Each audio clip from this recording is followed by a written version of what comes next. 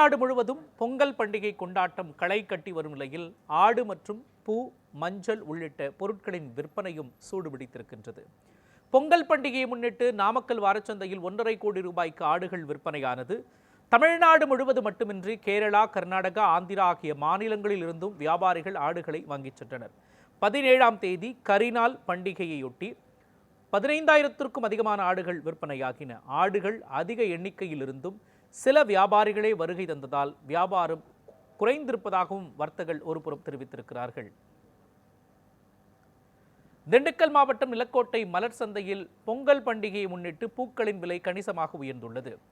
பனிப்பொழிவு மற்றும் தொடர் மழையின் காரணமாக பூ வரத்து குறைந்தது. இந்நிலையில் பூக்களை கொள்முதல் செய்வதில் போட்டி நிலவியதால் பூக்கள் விலை வரலாறு காணாத அளவில் உயர்ந்தது.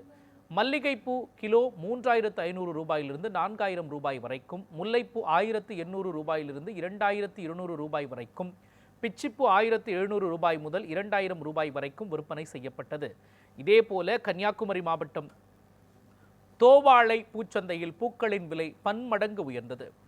பல மடங்கு விலை உயர்ந்த பொழுதும் பூக்கள் விற்பனை களை கட்டி இருக்கின்றது. தேவை அதிகரித்துள்ளதால் பூக்களின் விலை இன்னும் உயரும் என வியாபாரிகள் தெரிவித்திருக்கிறார்கள்.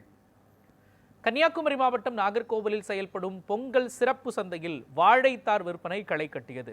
இதனையொட்டி நேந்திரன் பழம், பேயன் பழம், செவ்வாழை பழங்கள் உள்ளிட்ட வாழைத்தார்கள் குவிந்து கிடக்கின்றன. கடந்த ஆண்டை விட இந்த ஆண்டு விலை குறைவு என்பதால் விற்பனை அதிகரித்தது. நேந்திரம் பழம் ஒரு தார் 250 ரூபாய்க்கும், ஒட்டு நேந்திரன் 400 ரூபாய்க்கும், நாட்டு பேயன் பழம் ஒரு தார் 500 ரூபாய்க்கும் விற்பனையானது. மேலும் செவ்வாழை ஒரு தார் 1,200 ரூபாய்க்கும், மட்டிப்பழம் 1,100 ரூபாய்க்கும், துளுவன் பழம் 350 ரூபாய்க்கும் விற்பனை செய்யப்பட்டது. பொங்கல் பண்டிகை நெருங்கியுள்ள நிலையில் கும்பகோணம் பகுதியில் மஞ்சள் அறுவடை தீவிரமாகியுள்ளது. நாச்சியார் கோயில், திருச்சேரை, மாத்தூர் உள்ளிட்ட பல பகுதிகளில் பல ஏக்கர் பரப்பளவில் சாகுபடி செய்த மஞ்சள் செடிகளை விவசாயிகள் தற்பொழுது அறுவடை செய்து வருகின்றனர். கடந்த ஆண்டு ஒரு கொத்து மஞ்சள் செடி 10 ரூபாய்க்கு விற்பனையான நிலையில் இந்த ஆண்டு அதே விலைக்கு வியாபாரிகள் வாங்கிச் செல்வதால் லாபம் கிடைக்கவில்லை என்று விவசாயிகள் வேதனை அடைந்துள்ளனர். மஞ்சள் விவசாயத்தில் ஈடுபட்டுள்ள விவசாயிகளை ஊக்குவிக்கும் விதமாக அரசு ஊக்கத்தொகை வழங்க வேண்டும் என்றும் அவர்கள் கோரிக்கை விடுத்துள்ளனர்.